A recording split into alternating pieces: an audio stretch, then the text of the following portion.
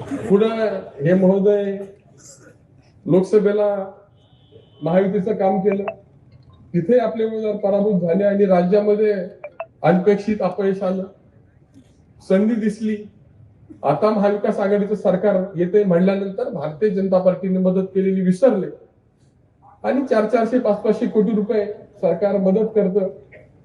आणि असं इतकं पाठबळ मिळत असताना, आपल्याला केंद्रामध्ये सत्ता मिळत असताना, केंद्रामध्ये मोठमोठी पदं मिळत असताना एक विधानसभा सदस्य होईल आणि मला तर समजलं की कुणी बंगले बघून आलं, कुणी ऑफिस बघून आलं मंत्रालयातलं, मी निवडून येईल, मंत्री होईल, कार्यालय कुठले घ्यायचे इथपर्यंत सगळी मजाल गेली.